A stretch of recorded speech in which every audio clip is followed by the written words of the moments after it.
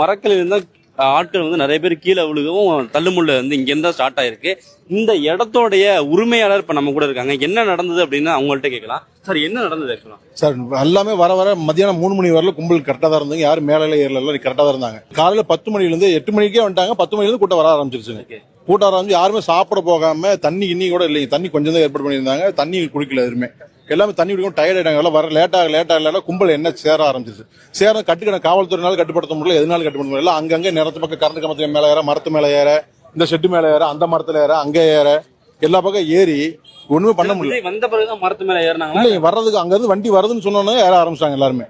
இது மேல ஏறி அது மேல ஏறிட்டாங்களாம். ஏரி எல்லாம் கீழே எல்லாம் விழுந்துருச்சு பாருங்களா, எல்லாம் விழுந்துருச்சு. இந்த மரத்துல இருந்து கீழே விழுந்தாங்க. ஆமாங்க, மரத்துல இருந்து கீழே விழுந்தாங்க, மேல இருந்து கீழே விழுந்தாங்க, அங்க வண்டியில இருந்து இந்த செட்ல இருந்து கீழே விழுந்தாங்க. விஜய் போனதுக்கு பிறகு நடந்ததா இல்ல விஜய் பேசும்போதே நடந்தது? கரெக்டா உள்ள வண்டி என்ட்ரி இந்த இடம் தான் பாயிண்ட். இந்த லைன் போயிட்டு இருந்தது, லைனை தாண்டி பஸ் நிப்பாட்டினாங்க. கரெக்டா இந்த இடத்துல தான் நடந்தது. கரெக்டா விஜய் பேச ஆரம்பிக்கிறதுக்கு முன்னாடி இந்த கரண்ட வந்து நிறுத்திட்டாங்க. கரண்ட் நிப்பாட்ட கரண்ட் எல்லா பக்கமும் இருந்தது. ஜெனரேட்டர்ல யாரும் உள்ள ரூம்குள்ள விழுந்துட்டாங்க. இந்த ஜெனரேட்டர் நிப்பாட்டிருந்தாங்க. ஜெனரேட்டர் ரூம்ல அதுல விழுந்ததுல ஒயர் கட் ஆகியதான் கரண்ட் ஆஃப் ஆச்சு. இந்த லைன் போக்கஸ் மட்டும் தான் ஆஃப் ஆச்சுங்க. கரண்ட் எல்லா ஏரியால கரண்ட், நாங்க இந்த தெருவுல இருக்கோம், கரண்ட் இருந்தது. ஏரியாக்குள்ள கரண்ட் இருந்தது.